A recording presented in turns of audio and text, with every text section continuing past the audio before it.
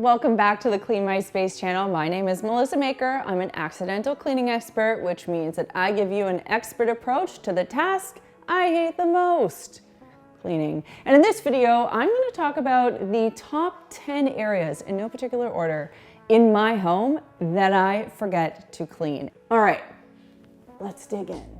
And just a quick reminder, if you haven't done so already, to subscribe to the Clean My Space channel, and a special thanks to Dyson, who's partnering with us on this video. You'll see me using some of my favorite Dyson tools and accessories throughout.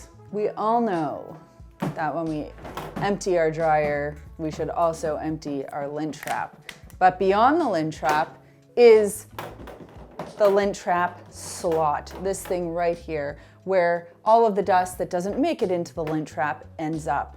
And every now and then, it is important to give this area a clean, because over time, as this gets clogged, it affects our dryer's ability to do its job, which is suck moisture out of our clothing. So our dryer has to work harder. That burns out the dryer faster, and it can also be a contributing cause to dryer fires. Now, obviously that's in a more extreme case, but just maintaining not only the dryer lint trap, but also the little slot where the lint trap lives is an easy way that we can keep this area clean, safe, and working as effectively as possible. Now, to do this, you might have to get creative with the type of vacuum tools that you have.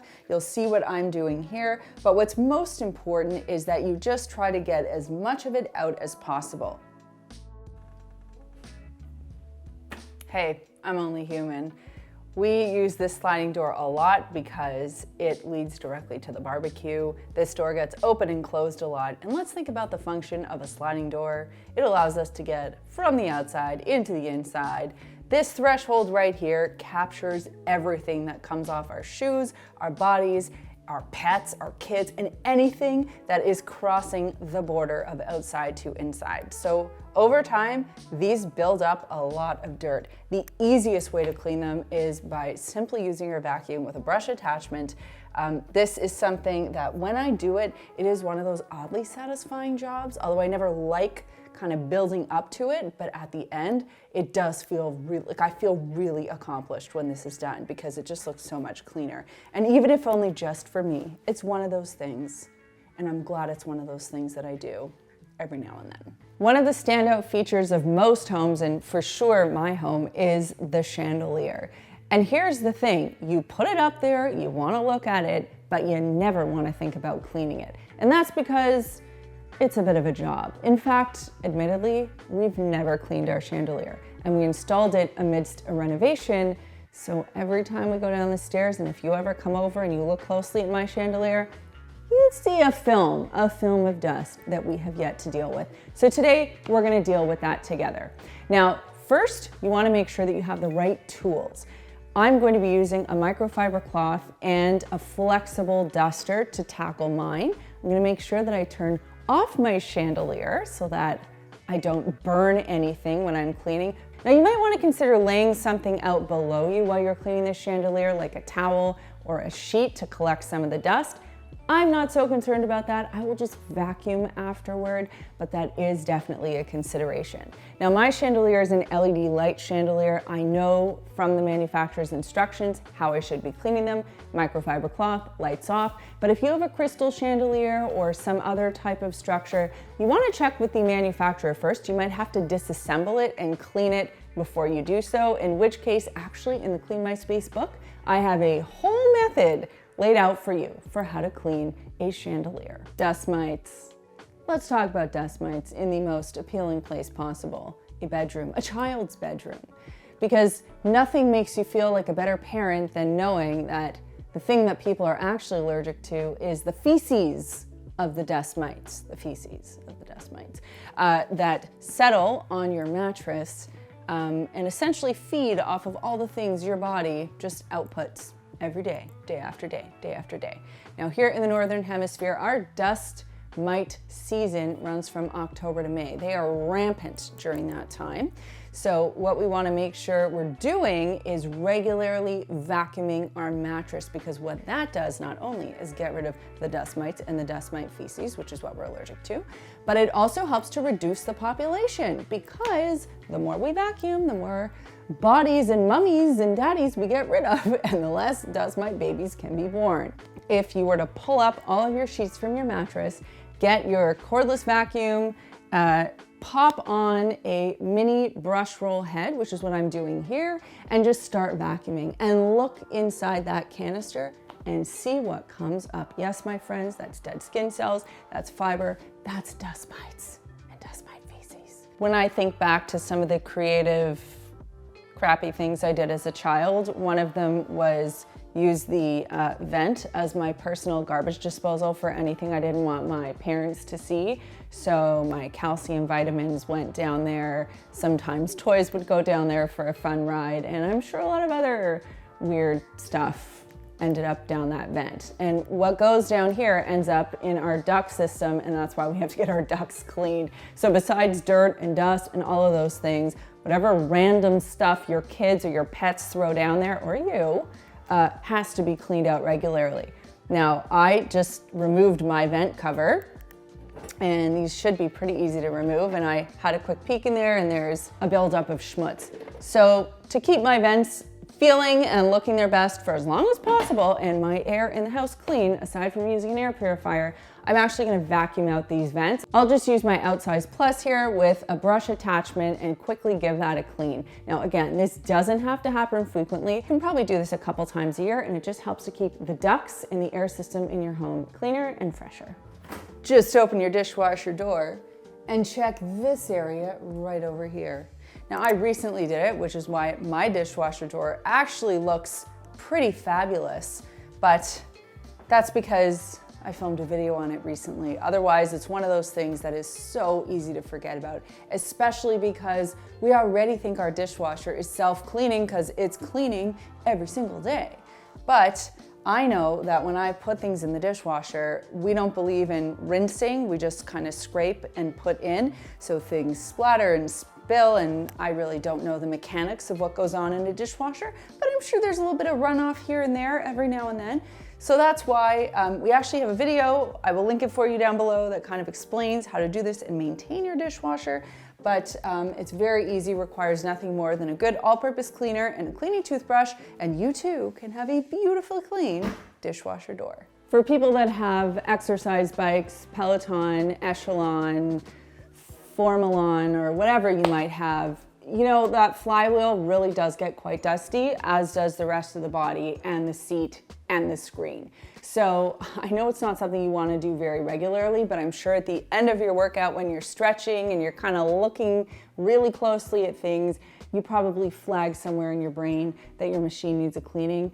Great news is you can do the exact same technique that I'm doing with the rower. You can just use a vacuum with a brush attachment to get rid of any of that built up dust. And then you can use a microfiber cloth that's dampened to clean any of the bars or the seats. And then for your screen, you can just use a flat weave microfiber cloth and water. And that will really make your machine feel fresh, clean, and near new. There's organized chaos, and then there's a complete cluster dog of insanity, which is what I have back here. Our shoe closet is one of those places, and I feel like so many people deal with this. We just can't figure it out, and let alone the shoes in here. What's under the shoes is what never gets cleaned, the floors. Now, I do have carpet tile, which somewhat helps to absorb some of the debris that comes off the shoes. But I mean, problem one is I have to get rid of the summer shoes here because we are now in fall winter season. But problem two is I have to pull everything out and get rid of all of the dirt and sand and dust and debris that has built up in that closet over the past, I don't know, 6 months since the last time I vacuumed in there. Now, why is it important to vacuum in here? Okay, well, very obviously, I mean, there's a lot of dirt, but that dirt can get smelly. That dirt can also get tracked throughout the house, or even at the very least land on this rug, which is our front entryway mat, which our 4-year-old will probably find some way to bring any of the dirt that's on here into the house. So All of those reasons are quite compelling. Also, it's one of the first things people see. So again, I'm kind of like slapping myself on the wrist right now. This is embarrassing. We get it. I'm going to deal with it. But vacuuming this out is one of those areas that I think a lot of people forget about. So I'm going to be tackling that. In my house, we have 8-foot ceilings, aside from right there, which happens to be 2 stories. I'm 5'5", Chad is 6'4". I really don't see much past up here, but Chad, oh, he sees a whole different story. I don't care so much about the ceilings and the corners because what I've learned over the years is that we really only care about what we see in our direct sight line. So it could be a little bit down, a little bit up, but not much further. That said, a lot of my corners and high areas do get left by the wayside in cleaning, and these are pretty easy to clean. I like doing this either with an extendable pole and a duster, for example, something like the Maker's Mop, or you can use a vacuum. So I've got my Dyson V12 here, and I'm using the awkward gap tool, which is very helpful for getting on top of these door frames. And then I'm also using the extension pole with the combo tool to get into the corners to capture those cobwebs, and it's also really good on the brick for my fireplace. My stove looks pretty clean right now, and it's even pretty clean on the inside. Underneath, I'm not so sure, and that's because most of us don't pull out our appliances and clean underneath them regularly. That goes for the stove, even countertop appliances like microwaves, toasters, coffee makers, and of course our refrigerators. So if you want to clean these items, I have several videos on how to do that, how to properly pull them out. I'll link those for you down below. The one thing I will flag is that my stove is a gas stove. So when you are pulling these out, you have to be more careful because you don't want to affect that gas line. So just keep that in mind. The other area we forget to clean when it comes to appliances, again, out of sight, out of mind, is the top, whether it's a microwave that's built into your exhaust fan or the area above your exhaust fan, even the filters themselves. These are areas that we often forget about, but they definitely need a cleaning. It's hard to stay on top of every single cleaning task in a home all the time without feeling completely stressed out and overwhelmed. So when I put these videos together, it's not to stress you out. It's just to sort of say, hey, A, we're all in this together. Like, we all don't clean our houses all the time perfectly. And B, I'm gonna do this alongside you. And these are the 10 areas in my home that I have been slacking on. And that brings me to this week's comment question, which is, what are the areas in your home that you've kind of let slide over the last bit of time? It's a safe space here. I'm just curious. Let me know in the comments down below. And since I get asked a lot about this, I've got a whole video called What Dyson Should I Get? And it goes through the range that Dyson has for 2022. I go through the pros and cons of each and kind of help people make decisions. So go check that video out if you're interested. There are 2 ways you can support the Clean My Space channel. Of course, you can do so by subscribing, and you can also check out makersclean.com, which is where we sell all of our premium microfiber cleaning tools. Thanks so much for watching, and we'll see you next time.